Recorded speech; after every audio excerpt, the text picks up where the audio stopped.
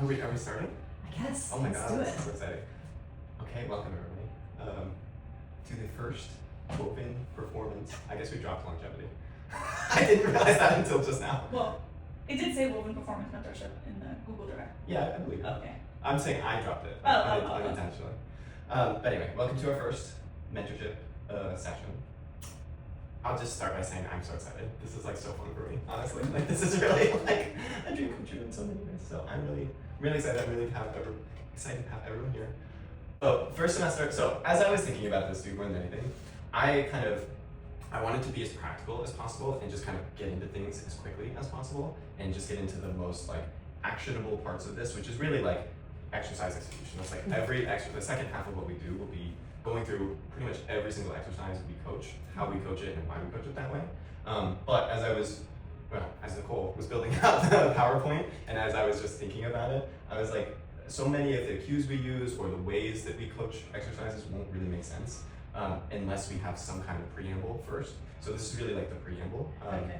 It's meant to be really kind of like broad, big picture, again, like why we're coaching things the way that we're coaching, and then just some additional like big picture ways of like, how we think about exercise generally. Okay. All right, next one. The guidelines here, please interrupt me if something that doesn't make sense, or if I'm like rambling for 5 minutes long.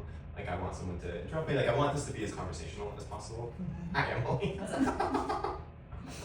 I really do. Like I want this to be like a conversation between everyone. I think that will be the best product more than anything. Like what I realized about myself, like specifically in terms of making content, is I do much better when I'm able to like buy off of other people versus me just like talking for an hour probably will be like kind of boring, honestly. And I also don't want to like. I think. I don't know, it's just like, it's funny doing these things now because you get taken back to like school a little bit, and like I would always hate when I would get called on randomly, and so I don't want to create that atmosphere either, but like I really do want people to engage and ask questions, and this is really, really important to me. And then the other thing I'll say too is the first 3 lectures, again, they're meant to be broad, like we're not getting as specific as we could, there's just like so much like we could talk about, and there's so much that is theoretically important, but something I really try to do is just edit myself as much as possible. Another part of this preamble. When I did David Gray's lower limb course, I think that was in, what year is it? That would have been like late 2023, I think. One of my favorite things he did in that whole course was just to explain like who some of his biggest influences were, because I think it really made it feel like there's just something so like compelling about this idea of like taking information and like passing it along, and like also crediting the people who we've gotten that information from. So these are, there was a longer list, and Nicole was like, do you really want that much on one PowerPoint? And I was like, okay, there you go. So I kind of like really tried to curate it to be as small as possible. Like these are the most essential people. So David Gray, he's a physical therapist. He, again, I think he's just super, super smart when it comes to biomechanics. So specifically focuses a lot on the way the foot and the hip work. Go ahead. So is that just really quickly, like from my little experience that I've had so far? Yeah. Was that like some of the work that we did? Yes. This stuff, like, and this, Yeah. okay. So I learned the kickstand hinge from him. Okay. I learned a lot about, like a lot of the way that I view movement specifically is from him and Pat Davidson. Okay. I think those two are probably like the biggest influences on me in the way that I, like the lens through which I look at movement, and how I understand like what's happening. And yeah, a lot of the stuff that we did, I 100% stole from him. Pat Davidson, I took You his. passed down from him. Yeah, I stole his also fine. Like I steal things all the time. Emulate. Okay. What did you say? Emulate. Yeah. Steal, yeah. I just want to give more positive words. Pat Davidson, he, I've learned so much from him. I had the privilege of seeing him, attend one of his lectures in person too. He was doing these at the South Brooklyn Weightlifting Club every week, and I was like, oh my god, that's so exciting! I'm gonna go every week. And I went to 1 week, and then I just got so busy that I could keep going. But he's such a. Are you guys familiar with these people at all? Like any of the names, regardless. He's just such a funny guy. Like he's such a bro. Like he's this like bodybuilder now. So he's like, I don't know, it's like 5'6", 5'7", and he's just like fucking massive. Like he's just so funny. But anyway, he's taken a lot of his stuff from someone named Bill Hartman, who is the founder of something that we'll talk about in the third like lecture, which is like the compression expansion model, which is just this whole way of like viewing, life in general. Cassim Hansen, he's more of like a biomechanics guy. He's more of a bodybuilder guy. Cal Dobbs and Matt Dummy, I did their mentorship 3 years ago, and I thought it was fantastic. It was just like a way of organizing, thinking about exercise. Everything I know about plyometrics, which is not a ton, is from Matt Watson, who is a PhD. And then Mike Israetel, I've just consumed his content for a very long time, and I think he's just got some very like, again, he's more of like a bodybuilder guy, but I think a lot of his concepts are run like in different, you can use them in different places as well. Okay, and then what are really like the goals of this first like couple of lectures here? Number one is to establish a set of principles around exercise selection and execution. So again, that goes back to that like, why are we coaching things in the way that we're coaching? And then that's part two as well. Just understand why we're coaching things the way we're coaching. So I guess that's really the same thing. And then it's just, okay, like why do we care about any of this stuff in the first place? I think more than anything, it's people will come to you with so many different types of problems, and we'll kind of talk about this more in a second, but if you have a more narrow like viewpoint, you can help just a certain number of people, versus when your tool set is as broad as possible, you can help as many people as possible. And that's ultimately the goal is, for us at Woven, for everyone in our coaching team to be able to help anyone who comes into our gym. Like, I think like the contrast between like my client Matthew and Emily is a great example of this, because Emily is literally like only client we have who has like super ambitious, or I guess still have, I don't know, super ambitious performance goals. Yeah. Versus like, and then like Matthew was someone who has like just had all these weird injuries and aches and pains and years of just like dealing with all of these super weird things happening. And that is, that's the goal, is to be able to help those two very disparate people both move closer and closer to their goals. Okay, so what are we covering today? A couple like, we're going to talk about some principles and methods. We're going to talk about what evidence-based means and just go into like how we understand the things that we understand. I think that's very interesting. The two meatiest topics of today are this concept of allostasis, and then kind of how that translates into like the adaptability of the human body. All right, so principles versus methods. This is a lot of what we're getting at too, this ability to be able to help a broad group of people. There are so many coaches who get into this industry and they just do what they know, which is more limited, and they have a specific method that worked for them, and so that's the way they train their clients, because that's what's worked for them, right? And that, a specific method might be like CrossFit is a method, right? Or has anyone heard of the Smolov squat program? No. Have you heard of it, Nicole? Well, yes. Do you know what it is? Like, no, I mean, you could probably explain it better. Yeah, anyway, it's this, you're squatting, it's in the context of powerlifting too, but you're squatting, you're doing back squats 4 times a week. So is this like strong lifts? No, that's a different thing. Okay. That's another example yeah, of but that. like in the same general. Same general idea, yeah. right? I did it with with fat program. The what? Fat, PHAT. I don't know that You one. know that one. Oh, okay. Okay. Seems like it's in the same general Yeah. concept of. Yeah, it is, right? So like, it's a program where you squat 4 times a week at varying intensities, and it just is like, absolutely destroys you, right? I did it in college, I did it a couple times, but I got super, super strong doing it. Like I probably added something like 40 pounds to my squat in like a couple months. But it's like, okay, is that the only way for me to improve my squat now? Like if you only understood that one method, then that's what you, like every, what's the saying? Every hammer is every tool is a, come on, help me out. Everything looks like a nail. Thank you. Yeah. When you only have a hammer, everything looks like a nail, right? That's great. I But never heard that one. but it's like, okay, why did that squat program work? Well, it follows some fundamental principles for like how do you get strong, right? And how you get strong is, you have to have a high frequency, you have to squat at like a high enough intensity, right? It's following those principles, and that specific program is just taking them all to like the max, right? And like the small squat program, like I've never programmed for that for a client, because why would I? Right? Like someone who's in their even 30s or 40s, like is not going to be able to recover from squatting heavy 4 times a week, right? It doesn't make any sense. But that's unfortunately where like so many trainers and so many coaches live. Again, these principles are like these fundamental truths that serve as the foundation for system of belief for a chain of reason. Like gravity is a fundamental principle, right? And like how we apply the effect of gravity. Like gravity impacts we will talk about these more next time. It impacts the resistance curve of an exercise. It impacts our gait, for example. Like gait is fundamentally just trying to propel us forward in the demands of gravity. Posture, like the way I look at posture, relates back to all of those things, right? Like principles help shape the lens through which we understand like what we're seeing.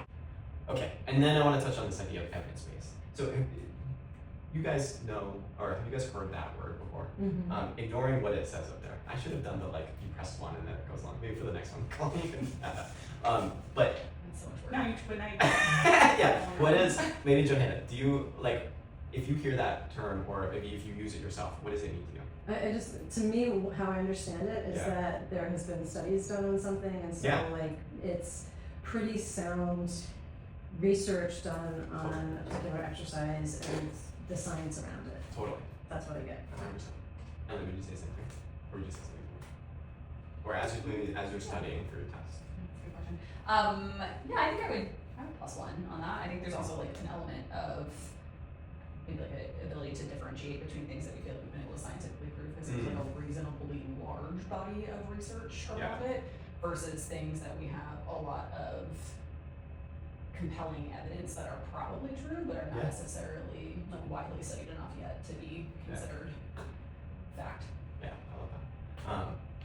I will define it slightly differently than both of those. And I think a lot of the piece that's missing, it's like being evidence-based is really about I think contextualizing all these different ways of accumulating knowledge and understanding knowledge, and to say that it's like, again, so going back to that like brand new trainer, the majority of the time all you can really pull on is your own training as like what you or how you know to coach someone, because you don't have much professional experience, and maybe you know the reality is like again, sorry Emily, but like the baseline like NASM CPT, I guess you're getting it too now, Joanna.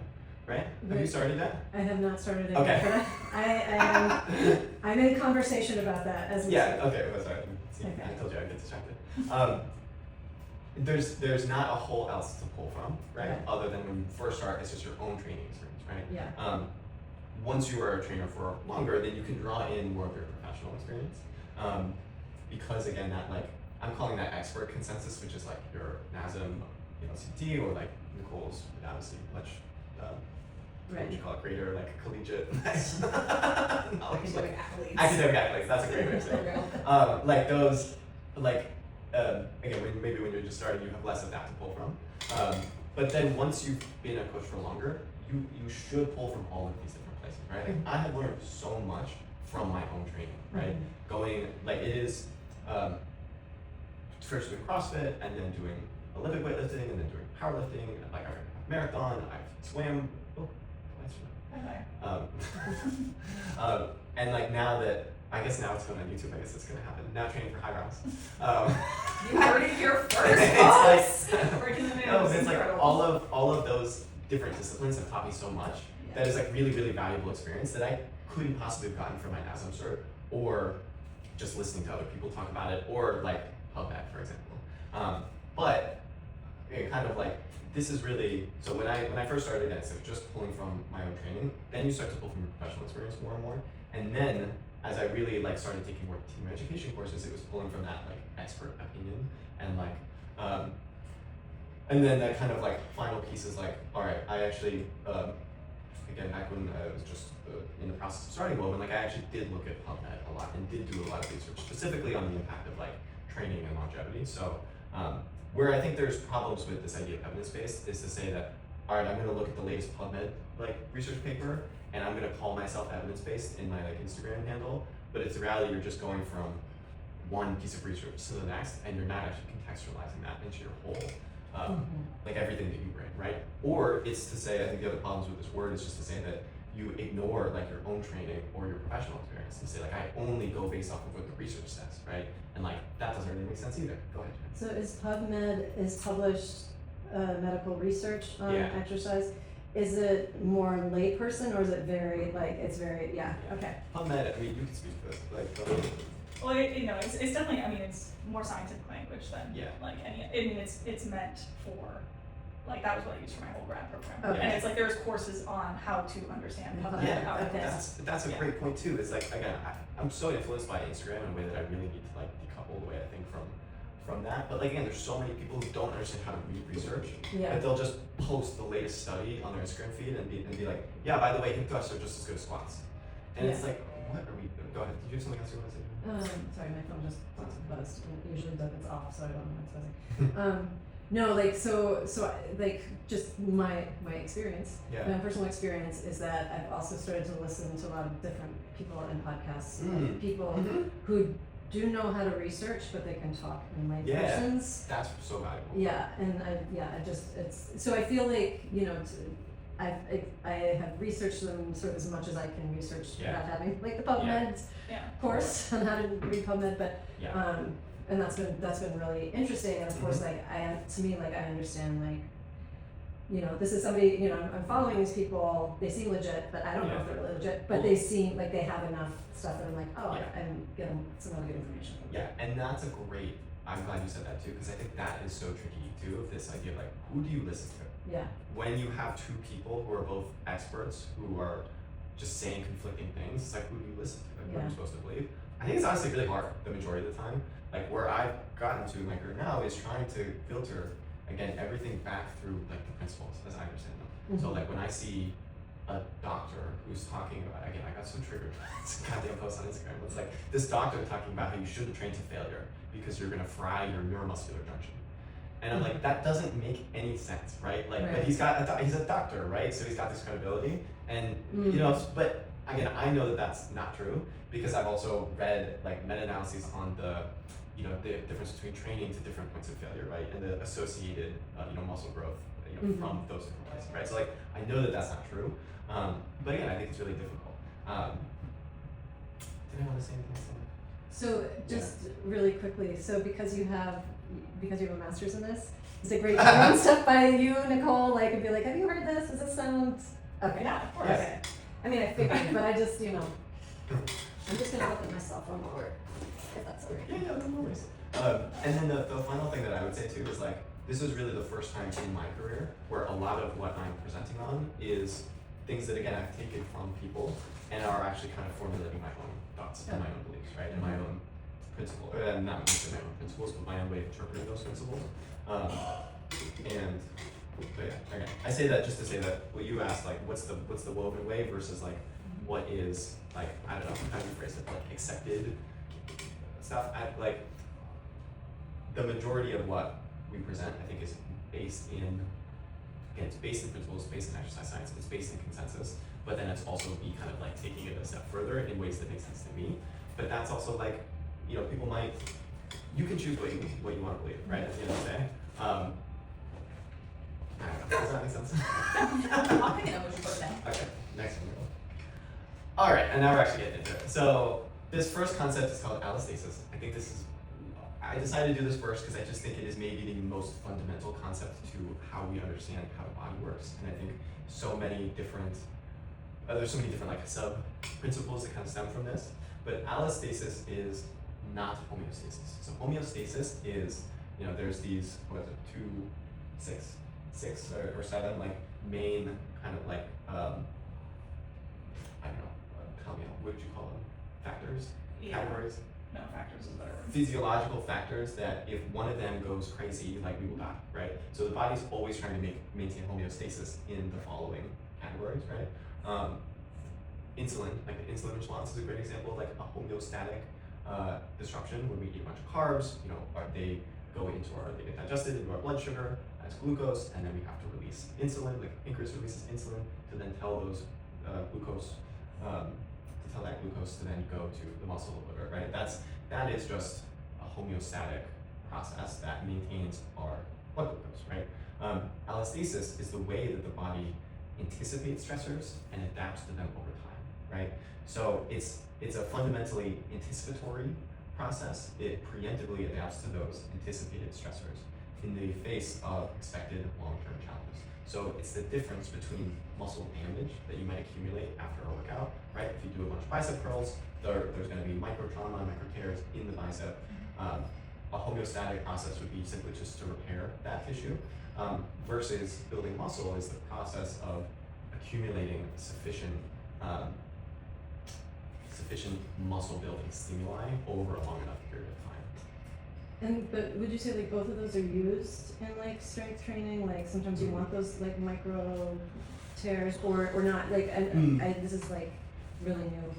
Yeah. Or So this is my understanding of it so far. So totally. So you're going a little bit more like more granular necessarily than I want to right this second. Okay. But Gotcha. to go there is just to say that alright. So there's thought to be there were thought to be three main mechanisms of muscle growth. Right. The first is muscle damage. It's thought that like when you damage, and this is what we considered to be the most important for a long time, like based on my understanding, is that we thought that muscle was broken down and built back up, right? That's like conventionally how we thought of it.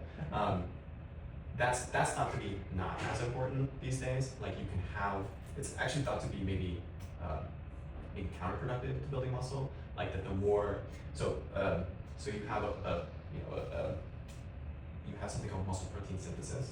Just like the way I've explained this before. So if you have like 100 units of muscle protein synthesis and you damage, the muscle 20 units of muscle protein synthesis, then your body has to take 100 and use 20 to repair the muscle, and then can use 80 to build new muscle. Versus if you only have 10 units of damage, then it can take 90 and build new muscle with that. Does that make sense? So it's thought to be that muscle damage is not that important, but then the other two are thought to be more important, which is so mechanical tension, which is thought to be the most important, and then metabolic stress. So metabolic stress is that idea of just like the hydrogen ion accumulation that leads to like cell swelling when you like join. Have you had a pump before? Like you've done just like a bunch of bicep curls and you know how like your muscles like okay. I mean, I'm coming from like a dancer. No, I know. Like, That's why I like asked. trying to I love this, like when you're Yeah. it feels like balloons. Yes. Okay. Yeah, you just feel that like swelling. That we call metabolic stress. Okay. That's also thought to be maybe not as important for muscle growth. Okay. Really, it's just process of mechanical tension, which is Okay. the involuntary slowing of a muscular contraction at the end of a set.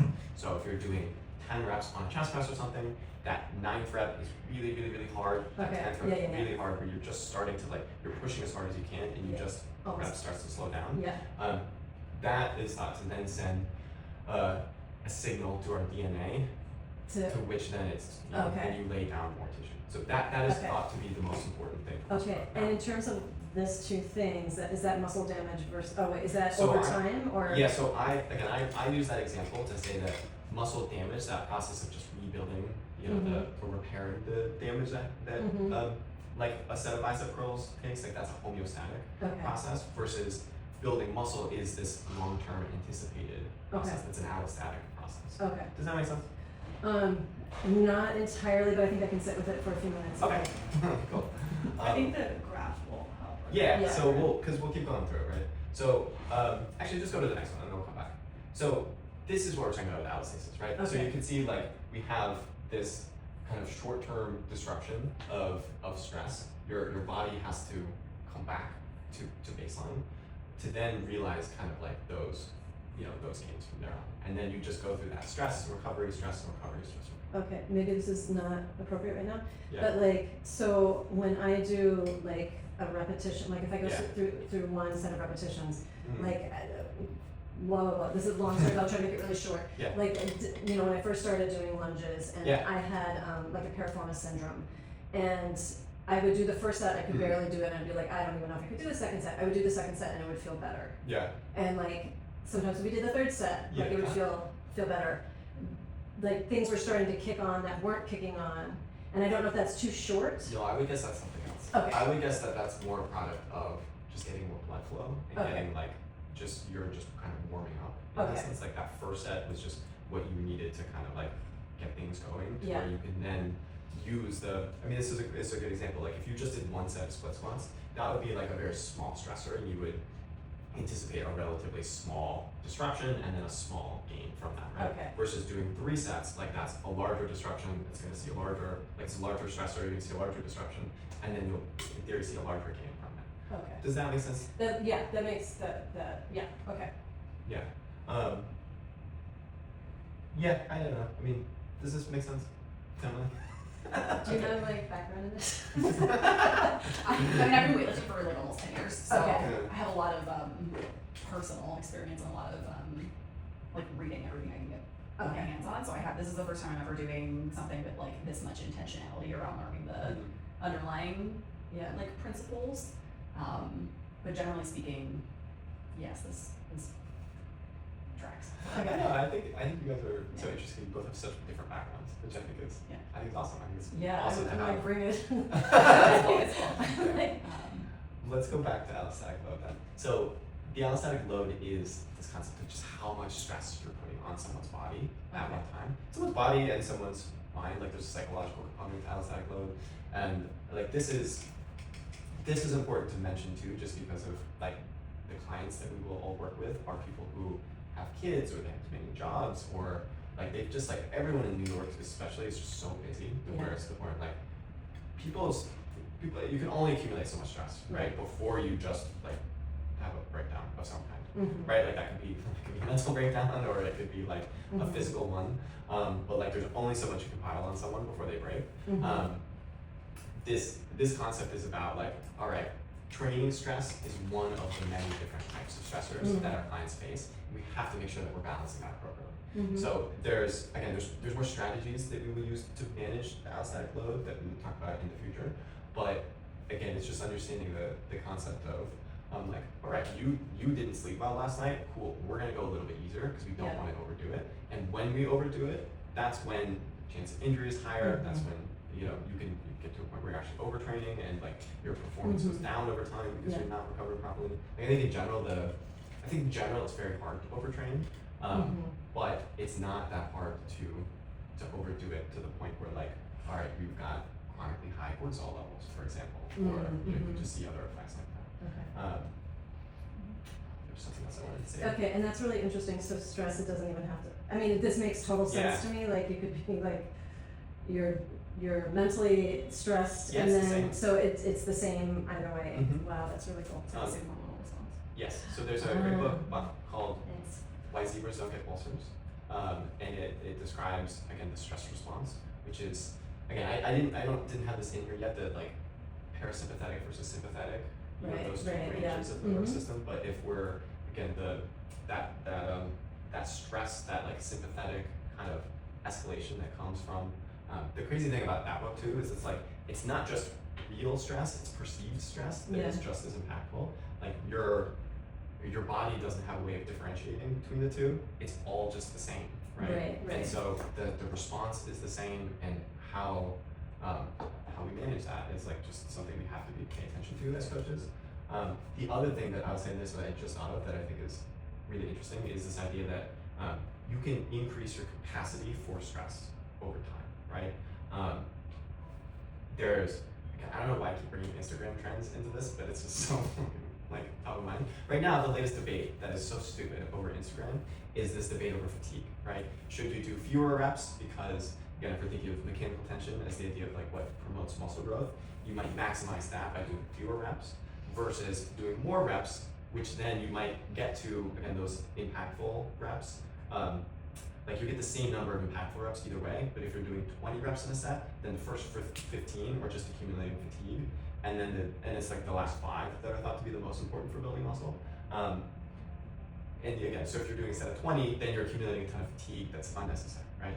I think it's a silly argument in a number of different directions, but I think the thing that I think about the most why it's so silly is this idea of like, you can adapt to fatigue, right? You can make yourself more resistant to fatigue. You can adapt to stress. Like the people who are the fittest are the people who can resist fatigue for the longest and put the most amount of stress on their bodies and benefit and adapt from that stress, right? People who are doing high rocks are training 8 times a week, you know what I mean? And they're also really well muscled, you know what I mean? So it's like, I don't know, there's a lot of this like either or dichotomy in the fitness social media world especially, but it can be both too. And again, that's just like what I'm trying to hit on with this slide. Okay, and then a brief little tangent into progressive overload. So progressive overload, I think we understand it as this idea of just like doing more over time, right? But I think our first podcast was on this. I could go on this for like 45 minutes probably. But was that a goal? No, I won't. It's just I was supposed to have little cue cards. Yeah. Remember you were like cue cards when you're going 5 minutes over. It's like you have 5 minutes. Oh, you got the cue card? No, I forgot that was what I'm saying. Oh. So that was my cue card. Cue. It's just this. What I'm trying to get at here is you don't like choose to progressively overload or not. Like you're not just gonna say, all right, like again, there was this YouTube video I watched and it triggered me because the guy was like, all right, I'm really focusing on progressive overload over the last 6 weeks. And it's like, no, you're just training more intensely, right? Like forcing yourself to go up in weight each week, it's like it's either gonna happen or it's not gonna happen, right? Like it's a result of progressive overload. It's a result of you accumulating sufficient enough of stimuli over a long enough period of time to be able to display those adaptations. And that's what just training is at a fundamental level, is it's this allostatic process of accumulating sufficient stimuli that will lead to these adaptations. And you have to meet the threshold necessary for that adaptation to take place. So you can't just do one set of split squats, or but it also changes, right? It's kind of like a moving target, where like when you first start off, you can train once a week, you could probably do one set, and you probably would make progress.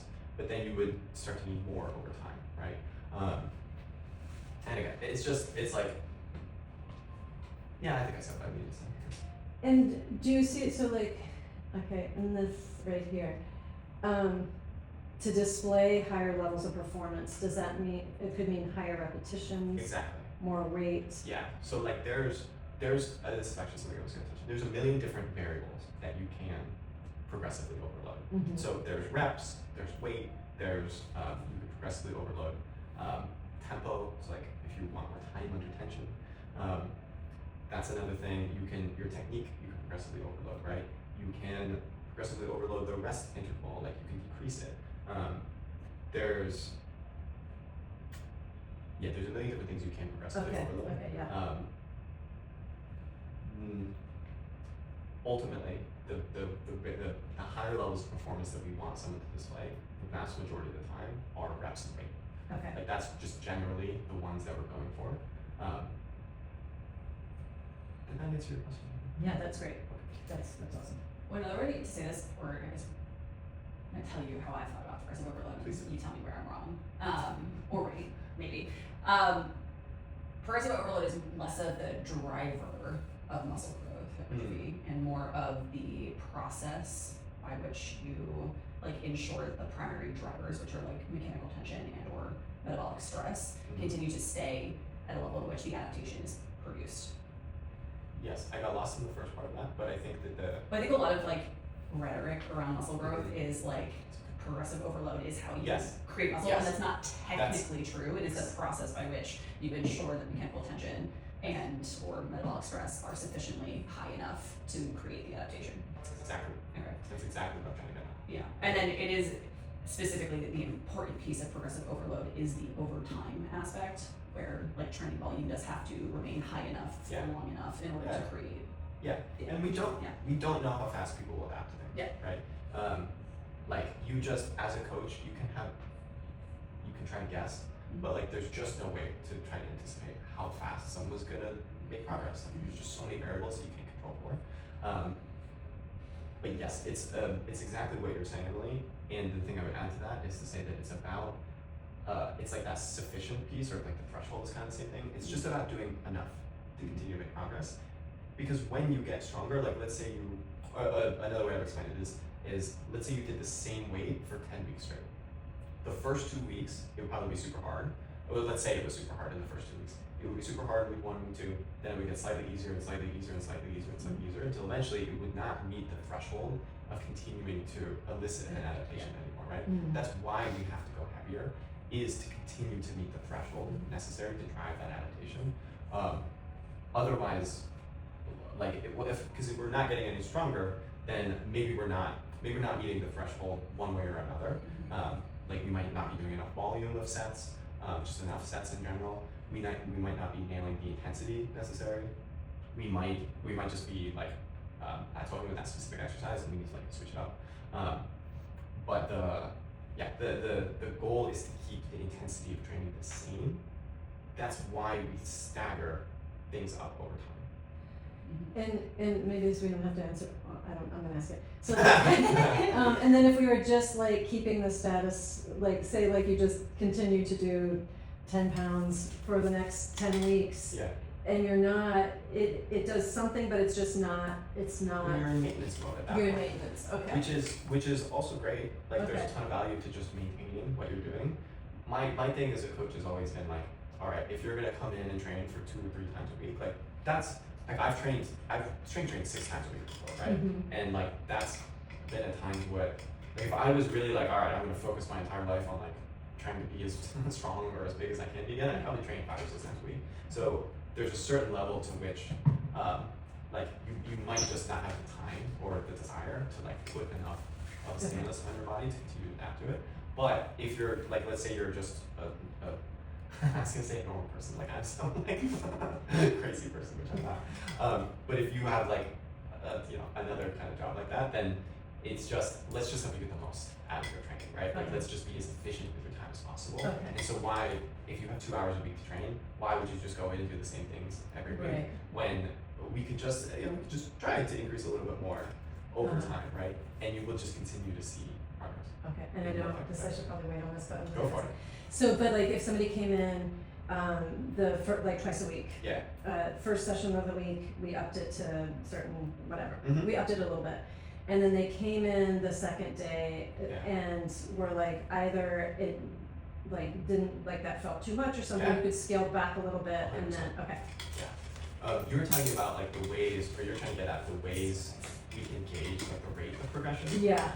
The quick version of what I'll say on that is what we tell all of our clients now is you should be trying as hard as you can every single time to increase weight or reps, assuming that it doesn't come at the expense of your technique or that you're having any like joint pain or issues recovering. Because what that does is the majority of the time, the vast majority of our clients are not training hard enough. Yeah. So if you give them just like this goal to shoot for, you've got a better chance of getting them somewhere closer to where they need to be. To like versus if you say we're going to target an RPE 8, for example, right?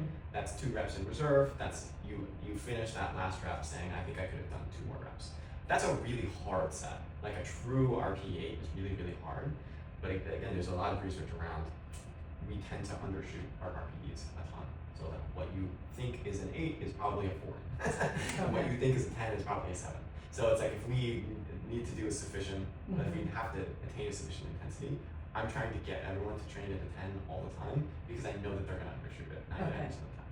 And for people who are more advanced, it's actually having a more nuanced conversation about trying to actually attain a specific intensity versus just going to failure all the time. Because like with my client Colin, like he's one of the few people who like will actually put so much stress on his body to the point where I'm like, we got to dial it back a little bit because you keep hurting yourself running over and over and over again, right? So yeah, it's also kind of like the last. My 5-minute card. It's her fault this time. The last thing I'll say is the other thing we really try to do is to divide people in people who need to be pushed versus people who need to be held back. And people who need to be pushed, again, it's like you're trying to increase weight or increase reps every single time, right? People who need to be held back, maybe it's like, all right, let's talk about some of the more than nuanced things. Does that make sense? Yeah, totally. Okay. All right. Next slide. All right. So if we understand the concept of allostasis, right? The fact that our body is just like constantly adapting to all of the different stressors around us. Then it kind of, there's like these additional like thoughts that come from that, which is what I'm trying to get at with this concept of like just adaptability in general. And so the concept here is that our bodies adapt in predictable ways, but at unpredictable rates. So again, it goes back to the idea of like, I can't necessarily tell you how fast you're gonna make progress. Or like a great example, someone comes to me with like, I wanna lose 20 pounds in 10 weeks, or I have these specific goals in this specific amount of time. And I'm like, great, I have no clue if that's actually realistic or possible, right? So if every part of our body is adaptable, or I guess that's the second point I'm trying to make, right? That every part of our body is adaptable. If you go to the next slide, I think I have, let me go one more. Yeah, so we can see in so many, I don't know, maybe I'll pose this as a question. Do you guys think that there's a part of our bodies that, and this is maybe a stupid way of asking it, Emily, do you think there's a part of our bodies that isn't adaptable? I've never encountered one. Yeah, I don't know. It's just, okay, so like what am I really trying to get at here is there's this idea, and this was like, when I first I was working with Nicole and I gave a version of this lecture, I titled it Humans Are Not Machines, because there's this idea that it's just a lot of the rhetoric. Thanks for that, Emily. A lot of the rhetoric about our bodies stems from this place of like you gotta protect. What did you say? You get what you get. That and the idea of like you gotta protect your joints, right? Like what about your like running is so bad for your joints, right? Or squats are bad for your knees, or deadlifts are bad for your back, or like there's just countless examples of this way of thinking about exercise of like, you're a machine that has parts that are gonna wear down over time. And there's just so much research around the spine specifically that looks at dead pig spines and takes the spine and goes like this a bunch of times, and they notice that when you do this, like you herniate a disc, and when you do this, you get I forget now. I think it's like an end plate fracture. Like I don't remember exactly, but basically you look at the mechanism of how spines get damaged, and so they take that data and they say, cool, you should always deadlift with a neutral spine all the time. And if you don't, you're gonna get hurt. And I just fundamentally reject that idea. There's debate about like whether the discs in our spine, like did you research this? Did you come to the cartilage? Like whether cartilage adapts, like whether you can build new cartilage? Yeah, it was all very much danced around the topic of like, will it adapt, won't it adapt? Yeah.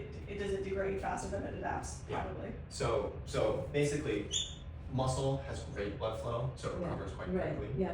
Bone is similarly, like you can tell me how bone adapts better than I can, but tendons have slightly less blood flow, so they adapt slightly less quickly, but you can see clear adaptations take place in tendons, right? Yeah.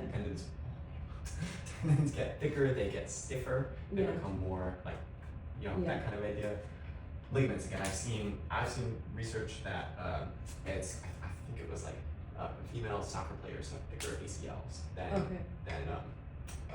people who don't play soccer, people who don't play soccer, right? Skin adapts, right? We're talking about like calluses, or like if you didn't wear any shoes, right? Like your feet would get really hard. And then cartilage is kind of an open question, I think, in the research. But I couldn't find a definitive answer on whether cartilage adapts or whether it doesn't. Our discs are fundamentally like very similar to cartilage. And so, okay, the question I kind of go back to is like, is there like a right or a wrong way to do an exercise? Is there a way of doing an exercise that is inherently dangerous or not dangerous?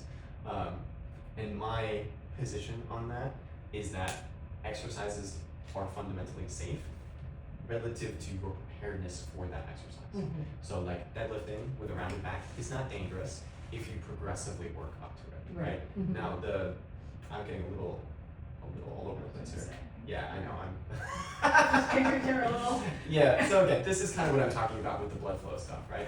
Like those tissues that have more blood flow, they recover quicker. This is in the context of looking at strains, like tissue healing, but I think the adaptive process makes logical sense to conclude very similar things. Does anyone want to challenge me on that? No, I think, I feel like I've been teaching Pilates long enough that like I have gone through the whole gamut of like where we didn't use our glutes to like now we use our glutes again. So like we like neutral spine versus imprinted spine, or like sort of what you gave me like on that first session where you were just like exhale all the air out and just feel that organization. Like that slight curling, tilting of the posterior tilt. And so I think I'm right totally. I just had some coffee, but I think I'm totally right there with you. Like we should be able to do everything.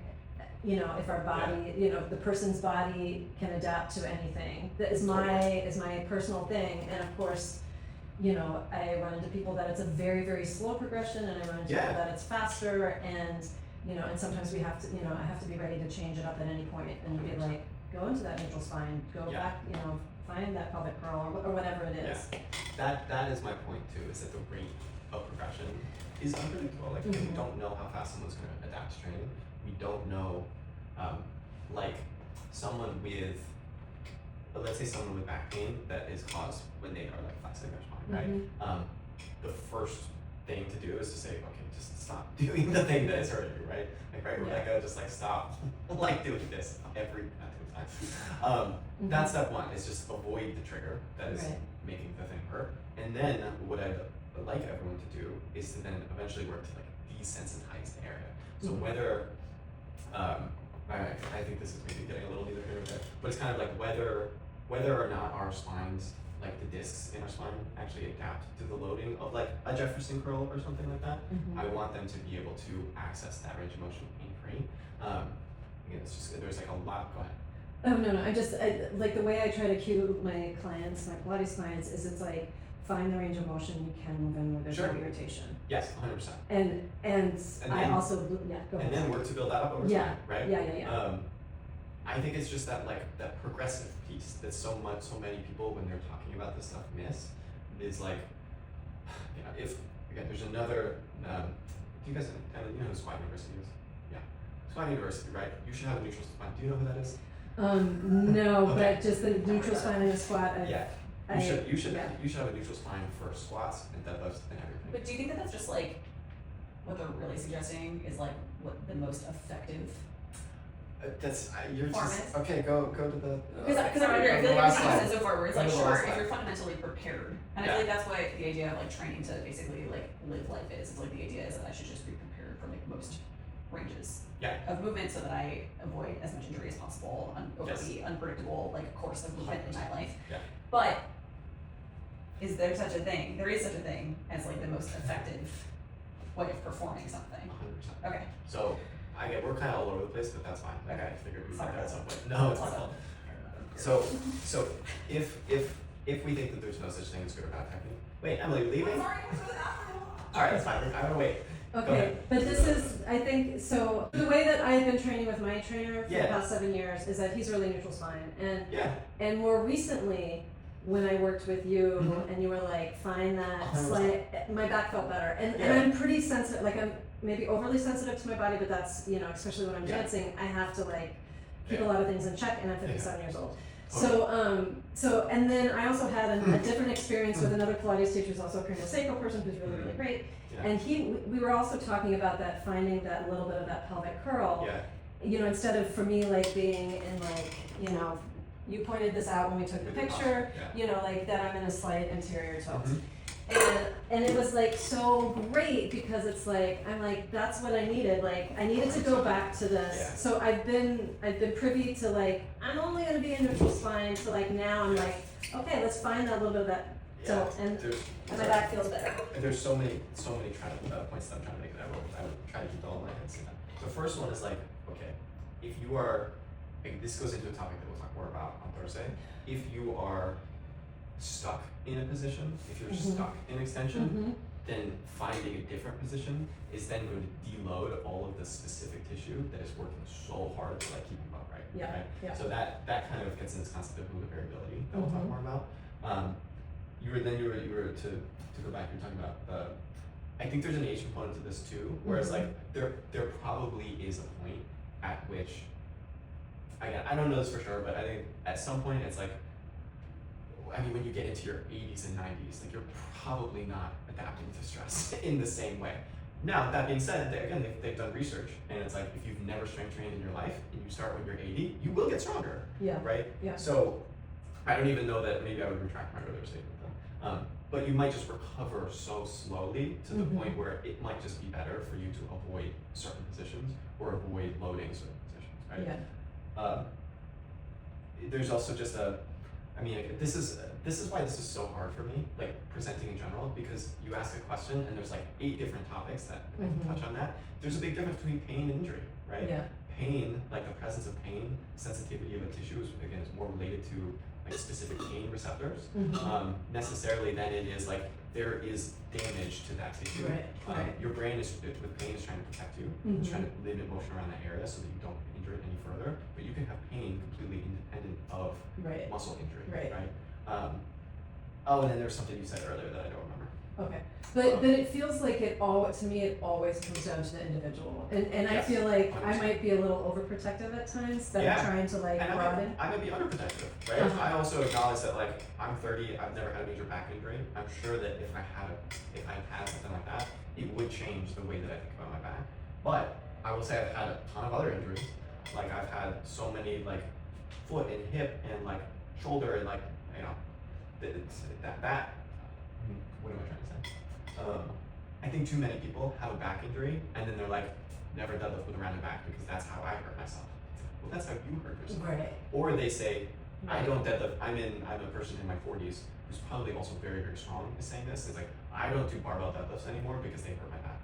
And it's like, okay, that's fine for you, but so many people will take that advice and say that deadlifts are bad because this guy hurt their back. Exactly. Or I hurt my back doing a deadlift with a rounded back one time, so I should never do that again. Right. And my point is just to say that when you hurt yourself, your body was underprepared relative to the task, relative to what you were asking it to do.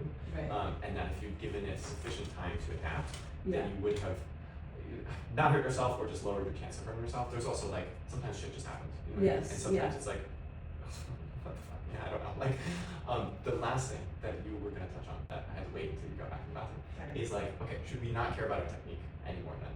Absolutely not. Like, we absolutely should care about our client's technique. Again, there's a lot more on this in the next lecture, but like, we want to promote the most efficient technique for driving the specific stimulus, right? So each exercise is about achieving a specific stimulus to drive a specific adaptation. So if the goal with the deadlift isn't, let's say, like there's almost no circumstance in which, that's not true, there's very few circumstances in which I would tell someone to not deadlift with a neutral spine, right? Mm-hmm. Because a neutral spine is the way that we will distribute force most effectively through our trunk, right? Like that's why we start everyone off teaching them how to brace. It's just because, again, it's like there's just trying not to scare people versus like actually what is the most efficient way to lift. And the most efficient way to lift is obviously going to be the neutral spine. It's just like, then you beat that into people's heads over and over and over again, and then they go, wait, I'm scared to lift any other way. And then that fear. And also you said another thing too, which is that like, when's the last time anyone moved, right? You're lifting boxes, like a round back. And then you're doing this a ton. And it's like, you can't live your life in a neutral spine. Right, exactly. You're picking up groceries. Yeah, it's just ridiculous to me. It's relative to the task, right? Yeah. So if the task is a barbell deadlift, a neutral spine is going to be the answer 9 times out of 10 probably. But that doesn't mean that we shouldn't train to be able to like tolerate a variety of different positions. There's even there's a physical therapist named Adam Meekins who was promoting the idea of lifting with bad technique, right? With the idea that it actually would prepare you for real life a little bit better. And I don't know that I'm all the way there, but if we're thinking about real life doesn't exist in a neutral spine. It doesn't exist in perfect joint angles and moving straight up and down. Like it doesn't exist. It just doesn't work that way. Well, and one of the things that we kind of talk about in Pilates is just finding like the reset.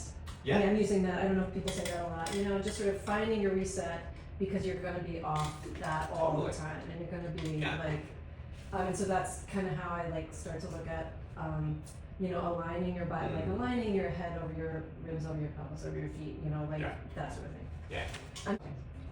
Well, I was just gonna say, I think the knees over toes squatting is also like a very big. Yeah, that's a great example. Okay. Thank you. That's a great example. Because knees over toes, it's so fucking funny because now there's knees over toes guy, right? And it's like are you familiar? No. You're not on social media that much. That's your I'm not. I'm like, I don't know if I can handle this. You don't. Best. So his whole thing is training. Well, now he's really just started his own cult. But before that, it was just about training with your knees over your toes, specifically to then prepare you for positions in which you find your knees over your toes, right? That's what it started at. I think I have seen this guy. Well, it was like an answer to it used to be your knees should never go over your toes when you're squatting. And that's like, that's the fitness industry in a nutshell, right? Yeah. Never squat with your knees over toes because it's bad for your knees. Now everyone should squat with Because their it's knees actually over better their for toes. your And everyone should do lunges like you're a fucking moron. And it's like, I did see that guy. it's like, no, we can exist in both places at the same time. That depends on what you're trying to achieve. There might be clients who, I have 2 clients right now who can't do a deep squat because they're knee sensitive, right? Yeah. Well, it's just gonna keep fucking them put their knees over their toes over and over again. Like, that's so stupid. And but it's something we're working for. Is my point. And my point about like being a dancer, like there are positions that you do that, but it's like you also like need to be able to do other stuff, and if you're feeling pain, then that's a whole other kind of work. I think that fundamental concept is what we'll touch on more next time, which is movement variability. Or maybe that's even the third lecture, I think. But movement variability is just the ability to assume different positions. I think is just kind of the key to the majority of this. And are these all your preamble? Because I'm like, oh yeah, like this is great. Yeah, this is the preamble. Okay. But basically, what I had with this slide that we kind of skipped over is just this idea that you can find humans existing in very different environments and thriving. Yeah. Like we have so many systems in our body that are incredibly adaptable. So like Inuits, right, are gonna exist in the freezing cold. Like they're not eating any carbs. They're all doing keto, right? Like, but keto exists in that specific for that specific reason, right? Versus like the Hadza tribe in Africa, they will have a very different environment versus our environment here, right? And so you can find people who can thrive because we are so adaptable in all of these different environments. And there's specific ways that we adapt differently, right? So like contrast therapy is something I've gotten more into recently. When you're like the research on like sauna exposure is that it upregulates like heat shock proteins. Versus like pole plunging is like you have more ground fat, you know, so like there's just specific ways in which we adapt to our different stressors. Yeah, I think that's like, oh, and then if you just go to the next one again, and then I think the other, like, I don't know what the hell this is, but I just found it on the internet. I searched neuroplasticity image and this is what I came, and I was like, I don't know what's going on, I don't know why not. Neuroplasticity I think is fascinating, just this idea that our brain is constantly, you know, like old neurological connections or old synapses are dying off and new ones are forming. I just like so much of how we understand like habit formation is based around this idea of neuroplasticity. And again, I just think it speaks to that idea that like every single part of our body is adaptable for good and for bad, right? Like maladaptation is also a thing. If we sit around doing nothing all day, like we will adapt to that, right? We adapt to our environments for good or for ill. And maybe to sum it all up, if I can do my best. I think it's just, again, it's understanding. So what was like the point of today more than anything? The point of today is understanding that every specific exercise in someone's program has a specific adaptation that we're attempting to target. We're trying to drive a stimulus to achieve a specific adaptation. And that specific adaptation should relate back to the client's goal at the end of the day.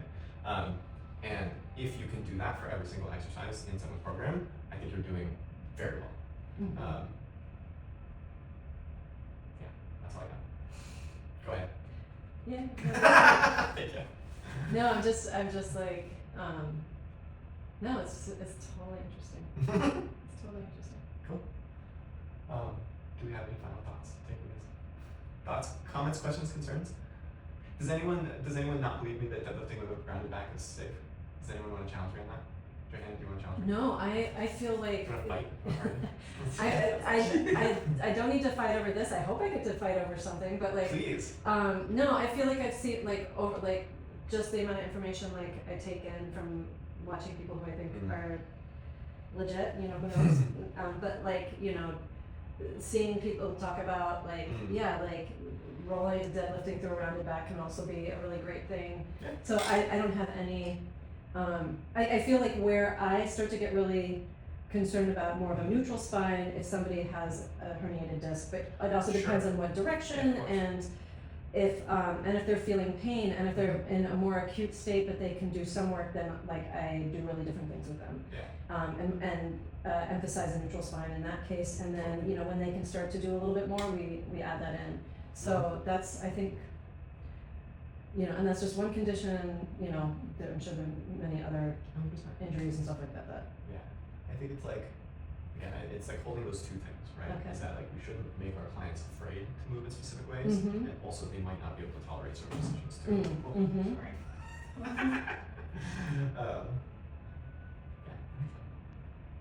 And I don't understand the charts necessarily right now. That's okay. The charts are not. But like I hope to understand them. I hope to understand them more. I mean, I'm just like the chart. If you want to go to the chart, the chart's more in a rehab context too. A lot of this chart or the other chart. Well, I just don't understand them in general. I mean, I get like that it's sort of like an up and down process to gaining strength or adapting to more.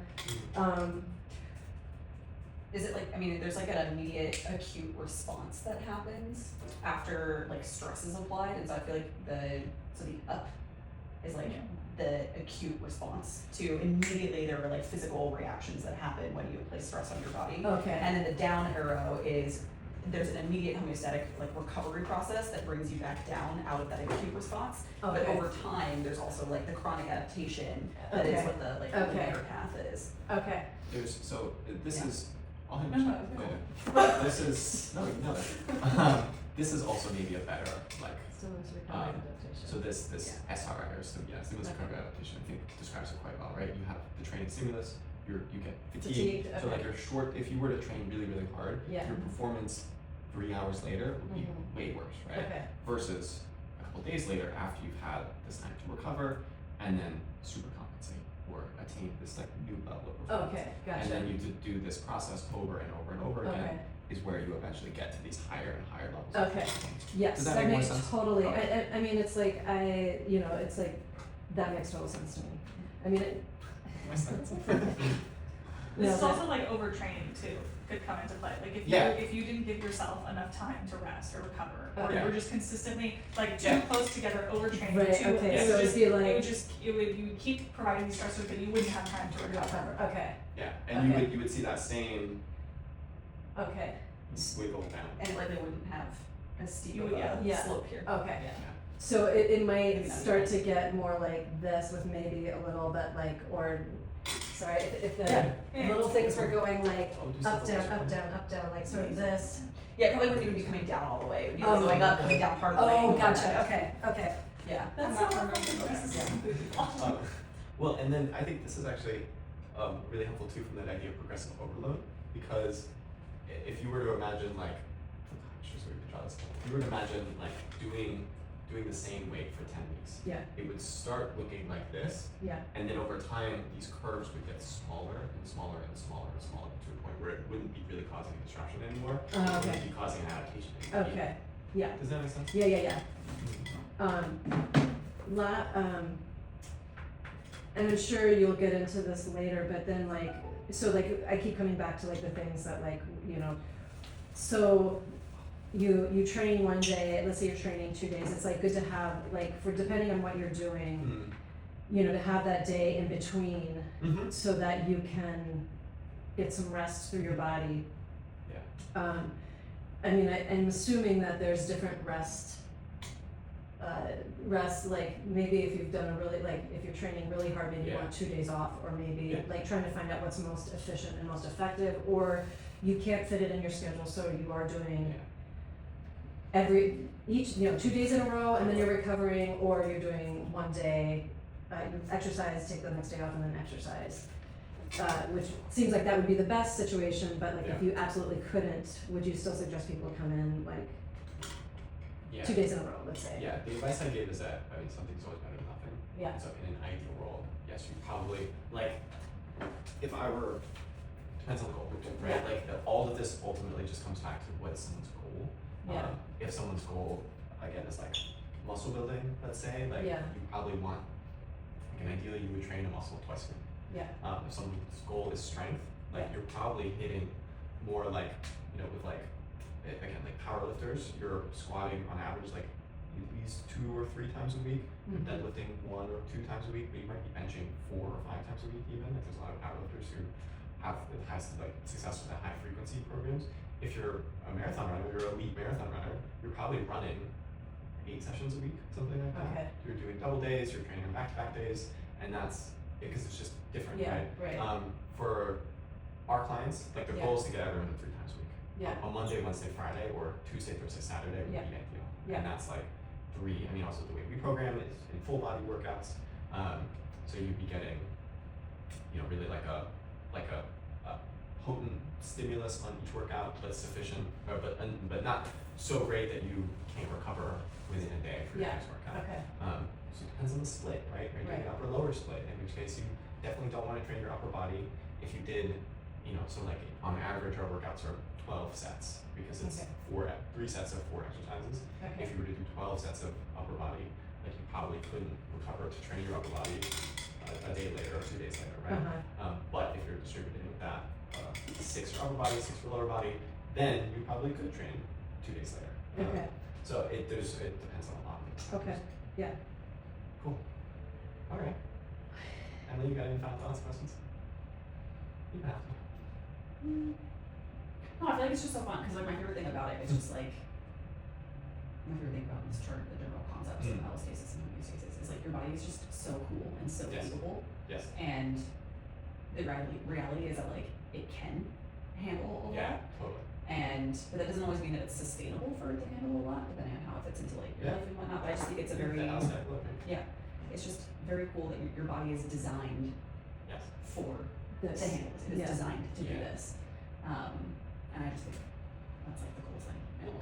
That's a great point too, and that's like, I mean, we'll talk about this at some point, probably way in the future. But if we're looking at like exercise from a longevity perspective, like our bodies were designed under a design. We evolved under a scarcity of resources, and so all of our systems were designed in that context. So like you, basically all of like our cardiovascular system and our muscles and our skeleton, like all these different systems rely on these short-term disruptions and adaptations, like we have to, it's like use it or lose it, right? Like and that's because we were designed under scarcity.